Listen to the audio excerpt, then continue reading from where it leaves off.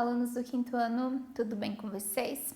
Eu sou a professora Camila e hoje teremos a nossa primeira aula de História. E vamos começar com um assunto super importante aí que define os primórdios da humanidade, que é o nomadismo. Você já ouviu falar sobre nomadismo, sobre modo de vida nômade? Vamos entender o que isso significa. Então, os objetivos da nossa aula são compreender o primeiro período da história, que é a pré-história, conceituar nomadismo, percebendo o modo de vida nômade que a humanidade levava. Entender como acontece o nomadismo na atualidade, esse modo de vida ainda existe nos tempos de hoje. Refletir acerca da racionalidade dos primeiros seres humanos. Então, vamos entender aí como que iniciou a humanidade no nosso planeta e como ela se alastrou aí durante o período da história. Então, a pré-história. Provavelmente vocês já ouviram falar. Analisem esse termo, pré-história. Pré sempre dá a ideia de algo que vem antes, ou seja, a pré-história dá uma ideia de que antes da história. Então, a pré-história é o período da história do mundo que antecede o início da escrita. A escrita ela começou lá com os egípcios antigos, tá? Então, por um bom tempo aí a pré-história perdurou e quando iniciou a escrita começou um novo período da história que a gente chama de Idade Antiga. Tá? Assim, a pré-história ela durou milhões de anos e terminou há cerca de 3.000 anos antes de Cristo. A pré-história é o período da história mais comprido, tá? Então, ela durou milhões de anos. Outros períodos da história duraram 1.000, 2.000 anos ou até menos do que isso. Então, a pré-história teve essa durabilidade grande e tem aí consigo já o surgimento da humanidade. Então, no que o homem pré-histórico vivia? Então, nesse período da história, a humanidade ela vivia basicamente do quê? Imagine-se num período pré-histórico. Como será que as pessoas conseguiam se manter, conseguiam viver do melhor modo possível? Então, eles viviam da caça, da pesca, da coleta de frutas, legumes, verduras, grãos, raízes e, claro, obviamente, consumiam água. Tá? Então, o homem pré-histórico, aqui a gente tem uma imagem que está mostrando bastante isso, essa questão do modo de vida. Então, o modo de vida ali, o foco era a sobrevivência. E a sobrevivência, ela está diretamente vinculada com a questão da alimentação. É preciso, alimentar-se, ingerir líquidos para se manter vivo. E o homem pré-histórico, ele fazia isso, mas quais os recursos que ele utilizava, Não se tinha aí supermercado, delivery, entre outras coisas. Então, o homem pré-histórico, ele vivia daquilo que estava disponível ali para ser consumido. Notem, o que estava disponível nesse momento da história, o homem ainda não sabia que podia plantar ou cuidar de animais para poder consumir. Ou seja, ele mudava-se de local, Então ele ficava em um determinado local, explorava tudo que podia daquele local, Plantas e animais para consumo e quando esses recursos acabavam, ele migrava para outro local. E o que é o nomadismo? Então, o nomadismo consiste em uma prática onde um homem ou grupos de homens, de humanos, vagueiam por diferentes territórios. Nesse processo de locomoção pelo espaço, essas comunidades utilizam-se de recursos oferecidos pela natureza até esses se esgotarem, foi o que eu falei. Então, assim, eles viviam nesses grupos humanos, Nunca viviam sozinhos, justamente por uma questão de segurança. E quando os recursos daquela região acabavam, eles migravam para outra. Eles não pensavam, acabou, então agora a gente vai morrer? Não. Então, segue a ideia do modo de vida nômade, que é essa questão de migrar para outras regiões conforme os recursos se esgotam. Então, aqui a gente tem uma imagem representando a caça, que era uma prática bem comum. Ainda o homem não tinha essa ideia de pecuária, pensava, vou criar um bichinho, vou alimentar ele, até ele ficar aí mais corpulento, daí ele vai ser morto para a gente consumir a carne. Aqui eles ainda caçavam, Então, os animais disponíveis na região em que eles se encontravam, eles caçavam esses bichos, e daí aqui começa a ideia de criar-se ferramentas para conseguir matar esses animais e aí eles consumiam a carne. E onde encontravam um local? Então, nesse momento, os nômades eles se fixavam neste local, explorando o máximo que podiam para a sobrevivência. E como era a transição de um local para outro? Tá, eles estavam num local, os recursos acabavam, eles vão migrar para outro. Mas essa migração, ela não é rápida. Eu não vou sair daqui em poucos metros e já vou encontrar todos os recursos que eu preciso. Justamente porque o local que eles ficavam não era um local pequeno, né? A gente não pode imaginar, o local, o tamanho de uma casa, por exemplo. Não, eles ficavam, né, ao redor ali de diversos quilômetros explorando tudo que eles podiam. Então, quando os recursos ameaçavam acabar, os nômades eles migravam para outra região, sem saber ao certo onde estavam indo. Não se tinha. Hoje em dia nós sabemos para onde a gente vai, né? A gente tem disponível aí diversos aplicativos, por exemplo. Então, mesmo que você está num local que você não conhece, você consegue se localizar através de aplicativos. Aqui o homem simplesmente migrava para outro local e vamos ver o que vai acontecer. Aí era uma questão de sorte. E assim se fixavam na mesma. Durante esse tempo de migração, né, então quando eles caminhavam até outros locais, eles passavam por diversas dificuldades. Algumas das dificuldades, questões climáticas, então chovia muito, ou então tinha um sol muito, excessivamente de sol, então estava muito quente. Então assim, eles estavam sempre, né, nas matas e tinha muito sol, isso prejudicava eles também. Ou então a neve, né? Eles não tinham vestimentas suficientes para combater esse frio. Então, questões climáticas eram um problema. E também era um problema quando eles se fixavam, porque ainda que eles estavam fixos ali, se eles não tinham vestimenta suficiente, a neve também seria algo que prejudicaria eles. Ataques de animais selvagens. Então, aqui com certeza na pré-história, diversos homens sofreram com ataques, né? Morreram por conta de animais selvagens. Então, alguns eles conseguiam caçar, mas outros animais acabavam consumindo eles mesmos. Bem trágico. Doenças também. Então, é claro que hoje nós temos um grande suporte aí para doenças, nós temos pesquisas, nós temos uma medicina super avançada, mas obviamente na época não. Então, quando as pessoas ficavam doentes, meio que não se sabia muito o que fazer. Eles até daí começa a ideia aí de utilizar plantas medicinais, por exemplo, para estar tratando de determinadas doenças, mas não se sabia o certo. Então a expectativa de vida nessa época era extremamente baixa. Fome e sede. Eles migravam para outro local justamente porque a água ou alimentos estavam acabando.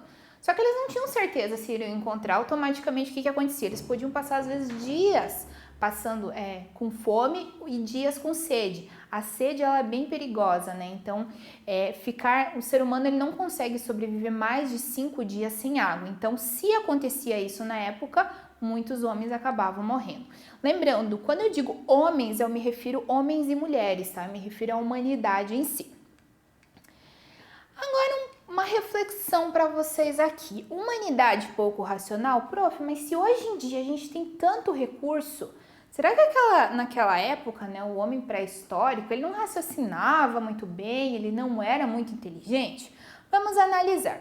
Existem alguns julgamentos os quais dizem que o homem pré-histórico era pouco racional, não era muito inteligente, mas isso é um equívoco, visto que a humanidade lutava para sua sobrevivência desde sempre, claro, sempre estudando possibilidades para prolongar a vida. Então o homem sim, ele era racional, é claro que a humanidade foi se desenvolvendo e hoje nós temos um grande suporte para todas as questões da vida, então a gente não sofre com problemas, por exemplo, ali questão de fome, questões climáticas, mas na época, né, quando era o início aí da humanidade, o homem já raciocinava bastante justamente por conta, né, dessas questões de sobrevivência. Se ele não fosse racional, o que iria acontecer? Os recursos iriam acabar e ele iria ficar ali, não, agora é o nosso momento de morrer e a gente vai ficar aqui. Ele não iria estar buscando outros recursos, não iria saber criar aí lanças, por exemplo, para matar outros animais. Então, a humanidade era sim racional desde a pré-história. A prática nômade, então a gente pensa, a prática nômade isso existia apenas na pré-história, hoje em dia de modo algum que existe. Na verdade, existe sim, só que é bastante raro na humanidade da atualidade. Então, apesar de raro, existem pessoas na atualidade que vivem como nômades, mas diferente dos nômades lá da pré-história, eles realizam isso por outros motivos, tá? Então, o que acontece aqui? Na pré-história, realmente, era o modo de vida deles. Eles não sabiam, né? Não se tinha ainda ideia sobre a agricultura, sobre a pecuária, mas hoje se tem essa ideia, ainda que existam pessoas nômades. Mas aí a prática não é por conta de sobrevivência, por outros motivos. Coloquei 2 motivos aqui para vocês compreenderem como que se dá aí o modo de vida nômade. Então, interesse pessoal. Pessoas que querem aproveitar diversas regiões do planeta fazendo a exploração e também treinando a adaptação. Então, tem pessoas que querem fazer uma boa exploração aí em todo o nosso planeta e daí elas vivem do modo nômade. Lembra? O nômade é aquele que migra de região para região. Então, são pessoas que têm esse interesse em estar conhecendo outros locais, outras culturas, treinar a adaptação, né? Porque cada local é um e você tem que se adaptar. Em questões, por exemplo, climáticas, com outras pessoas, questões culturais, né, o alimento consumido. Então, são pessoas aí que acabam desenvolvendo muito essa questão cultural e têm um conhecimento bastante amplo. Outra prática nômade, aqui é um pouquinho mais sério, pessoas perseguidas que se forçam a sempre estar mudando de casa. Então, isso é uma coisa bem séria, aqui a gente já fala de algo judicial, que são pessoas que sofrem com perseguições, principalmente aí em países que ocorrem conflitos, que ocorrem guerras. E o que acontece com essas pessoas? Elas precisam migrar, precisam ir para outras regiões, porque elas são perseguidas. Então, se elas se adaptam em uma região, mas logo elas vão ter que ir para outra, porque elas podem acabar sendo aí descobertas naquele local. Pessoal, agora a gente vai ler uma história bem interessante chamada Diz a Lenda, ok? Então, a gente vai trabalhar um pouquinho sobre os indígenas aqui, tá? Os índios, eles são aí, a gente vai estudar isso em história durante esse trimestre, eles são o primeiro povo do Brasil, por isso essa valorização com o povo indígena, ok? E aqui a gente vai trabalhar um pouquinho sobre o modo de vida nômade, mas dos índios, tá? Então, vamos lá. Houve um tempo em que os índios ainda não sabiam plantar e roçar. Eles caçavam animais, capivaras, onças, antas, veados, entre outros. Pescavam nos rios e lagos e colhiam frutos silvestres. Era assim que se alimentavam. Por causa disso, não podiam parar muito tempo em um lugar. Quando os animais se tornavam escassos na floresta, os peixes desapareciam dos rios e já não havia frutos suficientes para todos, a tribo levantava acampamento e ia procurar outra região que oferecesse alimento farto. Então, aqui a gente nota bem o modo de vida pré-histórico que eles estão falando, né? Então, animais se tornavam escassos, ou seja, não tinha mais animais naquela região, não tinha mais plantas. Então, vamos migrar para outra região. No dia em que esta história começou, a tribo do índio Auati estava passando por um momento assim. Todos recolhiam suas coisas para dar início a mais uma longa caminhada em busca de um novo lugar. Auati estava cansado, ele era velho, sentia que não teria forças para seguir os companheiros daquela vez. Então ele disse: "Vão vocês, eu fico. Nosso Deus Tupã vai ter pena de mim e cuidará do meu sustento." Depois de conversar entre si, os índios mais jovens concordavam em deixar o velho. Se o levassem com eles, com certeza ele iria atrasar demais a caminhada. Ao ouvir aquilo, sua neta Maiara não pensou 2 vezes. "Então eu também fico, vovô. Não vou deixar você para trás, sozinho. Juntos vamos conseguir sobreviver, eu prometo." E por mais que todos da tribo tentassem tirar essa ideia da cabeça da jovem índia, nada conseguiu. A tribo então partiu e Maiara ficou na aldeia com Auati. No início não foi tão difícil para a moça encontrar alguns frutos e raízes comestíveis que ainda restavam na floresta, mas o tempo foi passando e a dificuldade foi aumentando. Todos os dias, Maiara caminhava por horas a fio na mata. Quando ficava muito cansada, dormia e sonhava que estavam brotando milhares de plantas que davam frutos saborosos bem pertinho de sua casa. Ah, como seria bom! Um dia, um jovem guerreiro passou pela aldeia abandonada. Ao ver o olhar triste de Awati, perguntou o que havia. E o velho disse: eu deveria estar bem feliz porque tenho uma neta boa e dedicada, que cuida de mim. Mas minha tristeza é ver que ela renunciou à vida alegre que tinha na tribo. Hoje, Maiara passa o dia todo só tentando encontrar comida para nós. Não quero que ela viva desse jeito por minha causa. O guerreiro era, na verdade, um enviado de Tupã. Com pena do velho, ele disse: escute, amanhã quem vai para a mata é você. Diga à sua neta para ficar em casa fazendo igaçabas e saia sozinho. E não volte enquanto não encontrar o que está procurando. Depois de dizer isso, o guerreiro desapareceu no meio das árvores. Mesmo sem saber o que procurava, Awati fez como ele havia dito. Mandou que Maiara ficasse fazendo igaçabas, que são tigelas de barro, e entrou na floresta. Seu corpo todo doía e a fome era grande, mas Awati não queria desistir. Ele não se importava com a dor ou a doença, desde que pudesse dar uma vida mais feliz à sua amada neta. Depois de muito andar, seu corpo fraco não aguentou e ele caiu desmaiado. Do alto de uma palmeira, um bando de tucanos viu tudo. Os pássaros foram até o índio, levantaram seu corpo e levaram até o céu. Chegando lá, num instante, Awati sentiu-se forte novamente. Retornando à terra, os tucanos deixaram Awati bem em frente à sua oca, onde Maiara tinha empilhado as igaçabas que fizera. Awati, feliz, mostrou à neta o que trouxe do céu. Eram sementes douradas. Os dois fizeram como os tucanos tinham ensinado. Plantaram as sementes e, como mágica, vários pés de milho brotaram, trazendo com eles suas espigas saborosas da cor do sol. As espigas podiam ser preparadas dos jeitos mais diferentes. Com seus grãos faziam-se cremes, sopas, farinhas, pratos adoçados com mel ou temperos com ervas de sabor picante. E, a todo instante, eles descobriram novas delícias feitas de milho. Agora eu entendi por que você me mandou fazer tantas tigelas, vovô, disse Maiara. Era para colocar todas essas comidas. Que pena que nossa tribo não está aqui para saboreá-las conosco. Ao ouvir a sua neta, o velho Awati pediu aos tucanos que fossem avisar sua tribo de que a fartura havia voltado àquelas terras e que ela podia retornar. Os tucanos foram.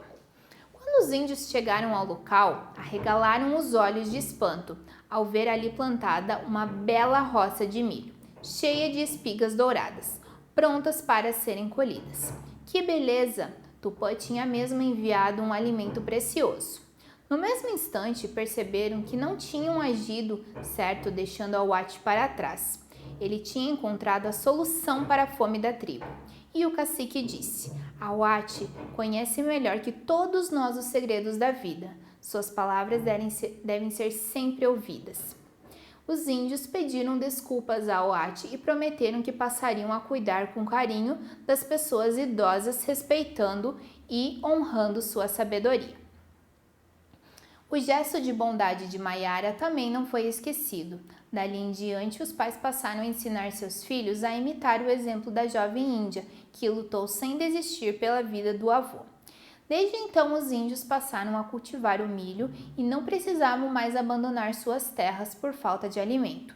Todos os anos, nesta época, celebraram a colheita com uma grande festa, e é por isso que para eles o milho tem um belo nome: Awati. Ok, pessoal, então agora vocês fizeram aí a leitura junto com a prof sobre esse conto. É claro que isso é fictício. Aqui está sendo citado, talvez vocês não saibam, o cacique. O cacique, ele é o chefe da tribo, tá? Ele que está no comando ali da tribo indígena. E também vimos sobre Tupã. Os índios, eles acreditavam em diversos deuses. Isso era bem comum ali nos tempos antigos. E o Tupã era o deus dos trovões, tá? É o deus mais cultuado aí na cultura indígena. Ok, pessoal? Espero que vocês tenham gostado do conto. Aqui vocês puderam ver essa questão da dificuldade em se conseguir alimento nesse momento da pré-história, nesse momento nômade, mas eles conseguiram sobreviver ali, encontraram o milho, né? E hoje o milho é tão cultivado para os índios e também para a gente. Então, agora que você aprendeu aí sobre o modo de vida que a humanidade vivenciou e raramente vivencia ainda, vocês vão realizar as atividades propostas. Espero que o conteúdo tenha ficado claro e bons estudos!